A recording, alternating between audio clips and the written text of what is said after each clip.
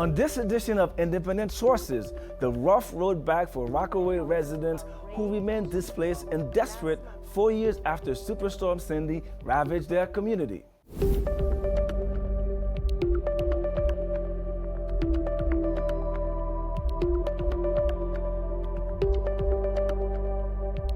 Independent Sources, your window to the city's ethnic and immigrant communities. Here's your host, Garry Pierre-Pierre.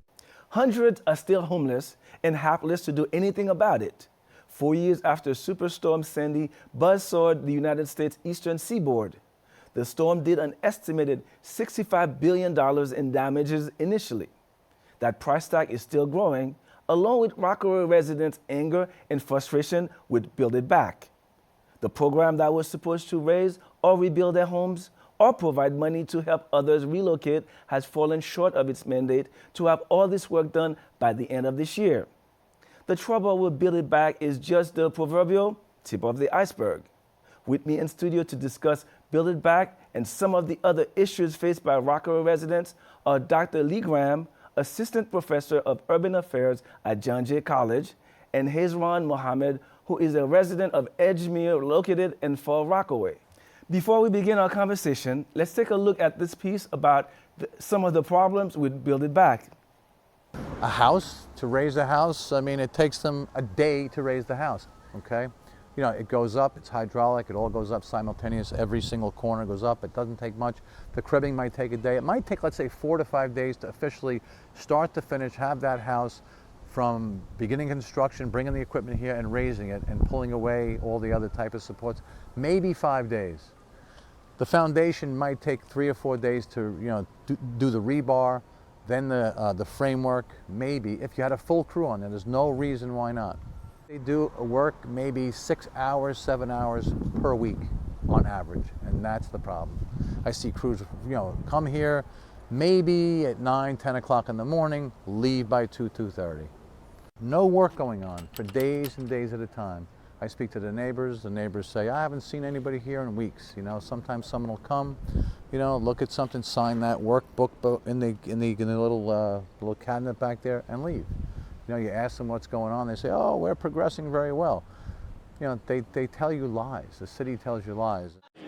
Welcome to tonight's public hearing to discuss Action Plan 12 for the HUD CDBG DR Community Development Block Grant Disaster Recovery funding that the city received after the storm.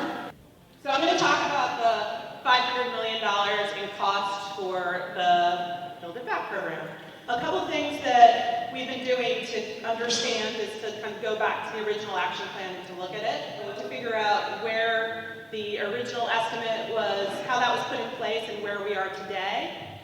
Due to soil conditions, the shape of the foundations that exist today, and the needs to protect against the storm surges and other things that regulations require, across the board, and we have multiple designers and engineers and architects who've looked at this, we are on the vast majority of homes using what are called helical piles, which go down very far depending on the neighborhood and depending on the soil conditions.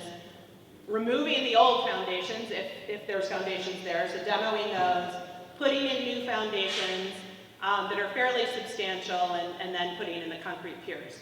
So that is a cost that wasn't expected on the majority of the homes and is an expensive cost and difficult to do also on these, you know, small homes and these small lots in the tight conditions.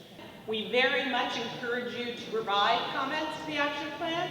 It's important that this plan reflects the needs of the communities that were impacted by Sandy, and we are required and responsible to respond to your comments in finalizing the action plan to submit to HUD. Disaster 1 is Sandy. Disaster 2 is Build It Back. Sandy came, did some damage, and they left. Build It Back is there. They're doing anything, and they're not leaving. I have 2 kids, I have a wife. All of us had to go to Philadelphia. Okay? We had health issues, we had post-traumatic stress, we had depression. I lost everything but the shirt on my back. Tell me why I'm not in this program. This is not your money. This was for us. I came to this meeting with the expectation that Build It Back would be able to give us a more constructive answer as to what they will do for us in the Rockaway as a whole. Because a lot of the people in the Rockaways are still homeless, their houses are razed, and nothing has been done. Everyone shared the same complaints to Build It Back. And I hope that those listening, Amy Peterson and the others that were here, take heed to what we would try to convey, and really do something, because the money was allocated to help us get back into our homes, to elevate our homes, to keep us safe from future storms, because they're out there. I remember last month, Hermine, with Hurricane Hermine, I panicked. I said, oh my God, my house still isn't elevated, and my furnaces are in the basement, it hasn't been touched. I panicked, but thank God, we didn't get hit. Wow. 4 years later, worse than you were before. How can that be?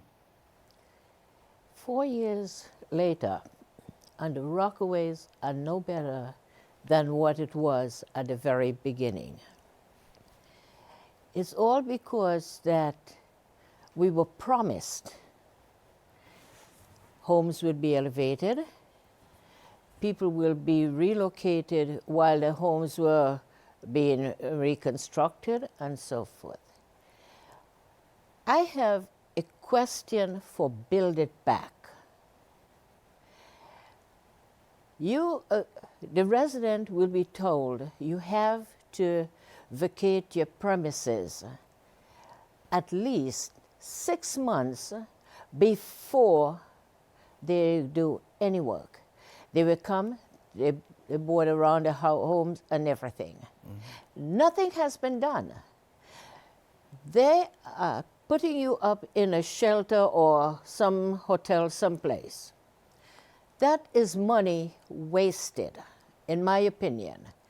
I believe that the person or the homeowner can stay in their home until all permits and everything has been secured.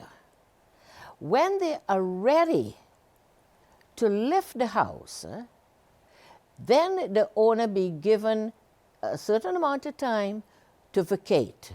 But they're told you have to vacate by this time because we are in the process of getting permits and so forth. So as soon as we get the permit, you have to leave. I think that is more feasible and people would be more at ease. And it is a savings on the city or Build It Back on the amount of money being spent. So what was exactly promised to residents? That your house would be repaired within a certain period of time and then you can return? Or what was it all about? Originally, when we filed the applications, first they lost the application, they found it, they lost it, and they found. Okay. You had an interview with Build It Back.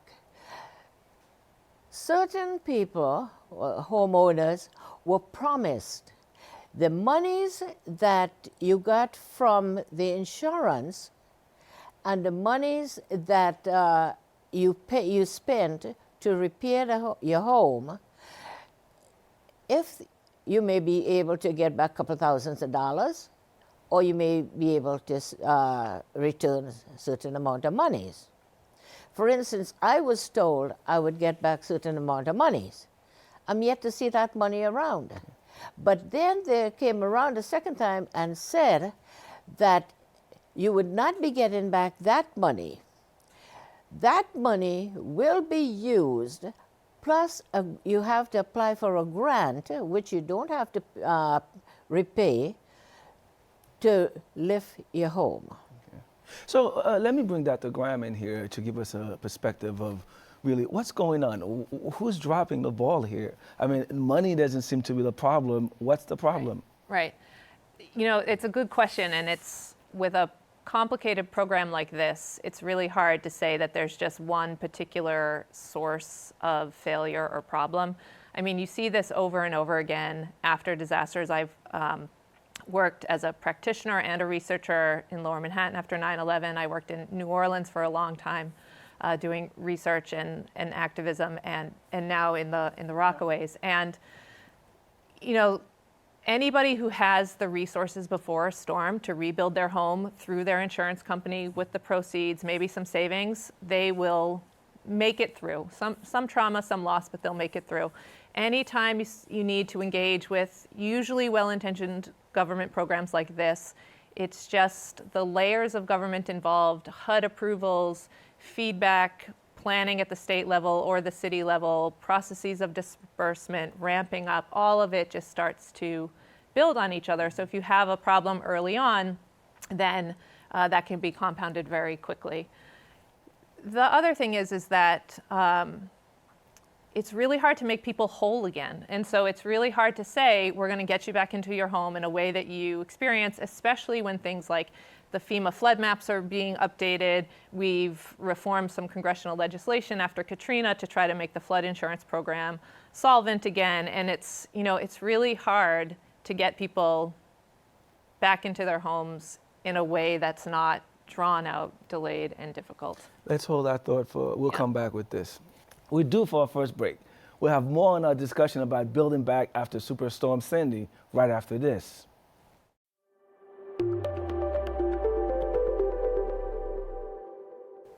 Thanks for staying tuned to a special Building Back After Superstorm Sandy. Dr. Graham, you were talking about making people whole again after these natural disasters and other tragedies. Can you continue along that line? Sure. You know, it's one of the, typically it's one of the goals embedded in a recovery program, you know, that you know people have suffered a loss through a crisis and you want to get them back to a place of stability so that they can move forward. It's part of a lot of the language of resilience that we now talk about. On the other hand, oftentimes these disasters are a mix of natural and man-made, you know, have natural and man-made consequences behind them. And so then at the same time that you're trying to make people whole, get them back to where they were, you're also thinking about what do we need to do so that this doesn't happen again. And all of a sudden, then you have a house that, you know, needs to be raised 8 feet or 12 feet or however many feet, you know, and that has new costs. And the real estate is often tied to market value. So what was the house worth beforehand? What do people have, you know, what are they able to get? That was a big problem with the Road Home program down in Louisiana, which was your payouts from the state were tied to a pre-market value that didn't cover the costs of reconstruction. So, you know, all of these, you have these conflicting goals, moving parts, and then sometimes multiple government programs, like early on in Build It Back, if people were trying to apply, they were often told, well, you might need to take an SBA loan, or if you're eligible for an SBA loan, then you can't get our proceeds. So it's like, well, are these agencies working together or not? You know. And what is the consequences to you? That was the situation that is happening in the Rockaways. Yeah.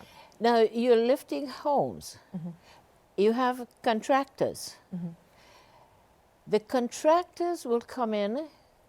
They start working maybe a couple of days, and then they disappear.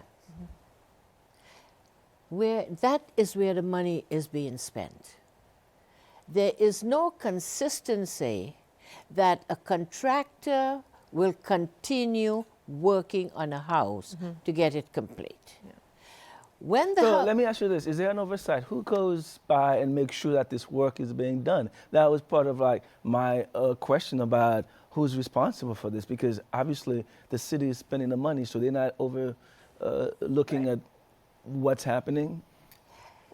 Who's supposed to do that? To be honest with you. Yes, I want you to be honest. They have supervisors supervising 9 and 10 homes being built at the same time. Mm-hmm. Their time is not spent or is not being utilized in the manner in which it should be to get the work done properly. For instance, next to my house, they tore down the house, they demolished it. Oh, they were doing great.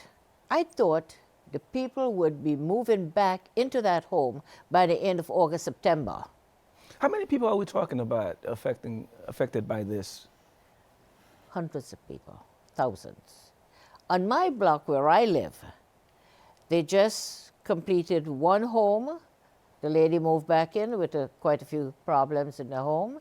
Her heating system was not working and so forth. It was not 100% completed. There's another home that was demolished. You have two homes up that they raised. One, they work whenever they feel like working. The other one is there.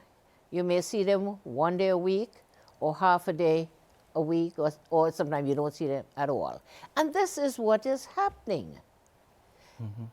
Let's get the work done. Have someone responsible to oversee what is going on.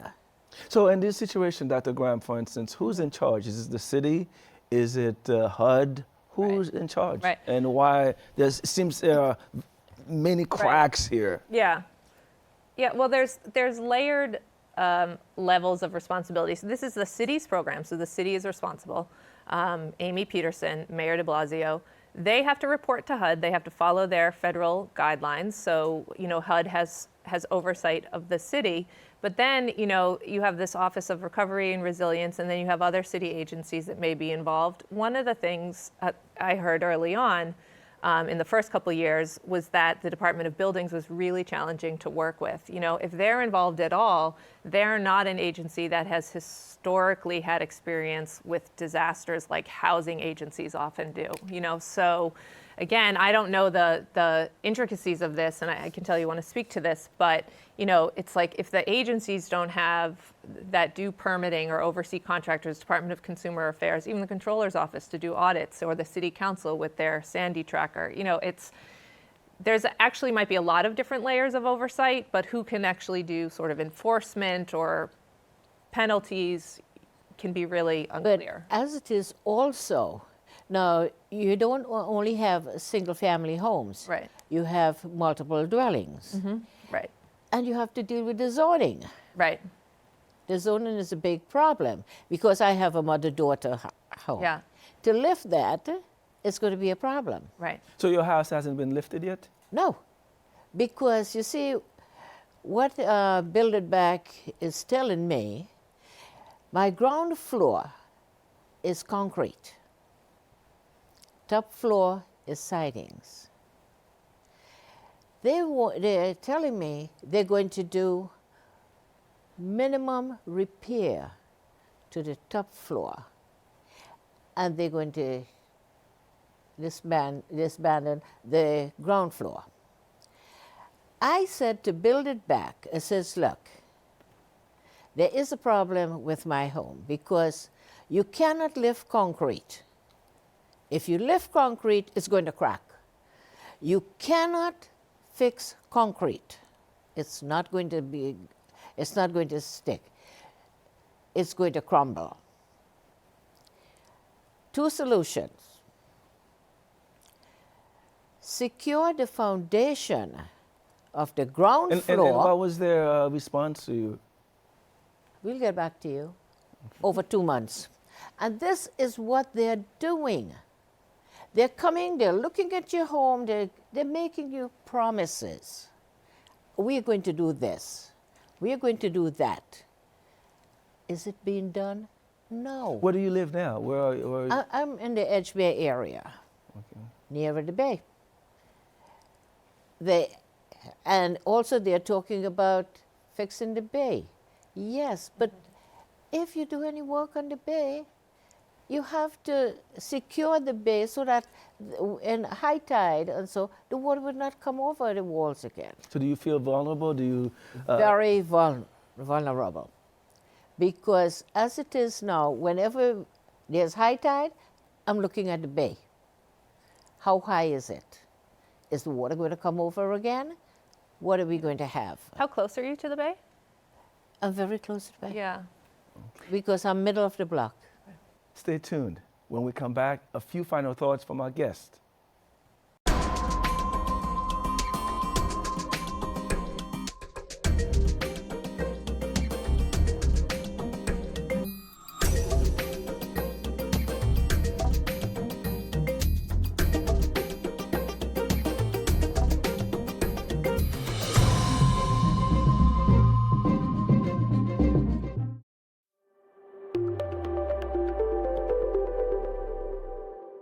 So, Ms. Mohammed, what do you want Build It Back to do right now? Well, what is your wish list? My wish list is I get my house repaired. Either demolish the house and rebuild, which I think is going to be much cheaper, or secure the basement, the foundation, and build on the first floor. But I think there may be a problem with the zoning in the area. If there's a problem with zoning in the area, why can't we get zoning done for a couple areas so that instead of getting zoning done for each street or each area, you have it done for the complete area so that things can be moved. People would not be sitting there waiting. We have to get permit, we have to get zoning, we have to get this. No. Do everything holistically. And I think that's the best way, rather than individually.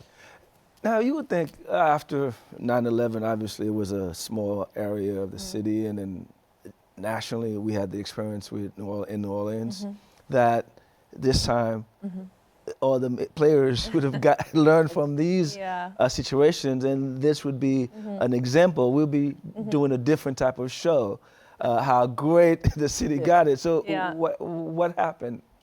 Beyond sort of like the usual falling through the cracks. And, well, New York City did some things well. I mean, with the city and the state both were very skillful at getting a bunch of resources here. Bloomberg had a good intention at the time of setting aside some money for sort of long-term resilience measures. He put a lot of restrictions in Build It Back, as we know, that hobbled it from the start. So part of it was that initial design that probably, I would imagine, the de Blasio administration is just still digging out from. I mean, it's hard to course correct once the program is already in place. The other thing is that New Orleans had a lot of renters. It had more, it had small multifamilies and single families, but both New Orleans and New York City are cities that are mostly renters and many multifamilies, and that's certainly the case in New York City. So this idea that the city would be really skilled at rebuilding single-family homes might be a stretch. The other thing is that we really rely in the United States on the private sector to, run our housing market. So now we've got multiple layers of government coming in saying, oh, well, we're going to go house to house and rebuild. And it might just be easier to cut everybody a check, but we're not comfortable with that kind of direct cash payout. That's allegedly why we have our insurance companies. So, figuring out a way to make this right this many years out, this happens over and over again. Even in 9/11, when it was small businesses, they were supposed to just get grants for lost revenues, and even that just took 2 to 3 years beyond what they were told it would take. And that was really almost just to cut a check for lost inventory and hours closed and stuff like that. So I really believe that there's possibility for a lot of these programs. I've been doing this work for a long time, but they usually come with a lot of disappointment. They almost never manage expectations well. Did they give you any options, Ms. Mohammed, when the city officials were talking to neighbors about, or did they just say, this is what we're going to do? And what they told me is that I can either accept or reject. They're going to just do the top floor, eliminate the ground floor. Okay. Which is going to devalue my property. No one will go along with that. First, I had a meeting with them. They says, we're going to check to be certain that this is the correct plan. I'm yet to hear from the contractor, Tishman, whether that was the correct plan or it was a mistake. And this was done about 3 months ago. This is what is happening. They're going to get back to you, nobody calls you. You go to them, you don't get answers. We would like to have somebody who is very responsible And to responsive. Right. give us answers as to what is going on. You go through the Rockaways from one end to the next. There are a lot of homes that are boarded around. The homeowners cannot go there because, no, they have their rules. You are locked out. You cannot see what's going on. We are the builders. We're the contractors. No one is there. And this is the frustration, not only of one area in the Rockaways. It is the entire Rockaways frustration. And honestly, I would love to have a meeting with our very good mayor and get a few contractors, and I'll tell him how to do it. No, seriously, because it is very, very frustrating to homeowners that if they're working on their house, you're out of your house for almost 2 years. Why? Unfortunately, we have to leave it there. We're out of time. That's where we'll wrap a special look at Rockaways and how that community is struggling to rebuild after Superstorm Sandy. Thanks again to my guest, John Jay College Assistant Professor Dr. Lee Graham and Rockaway resident Hezron Mohammed. Till next time, be independent-minded.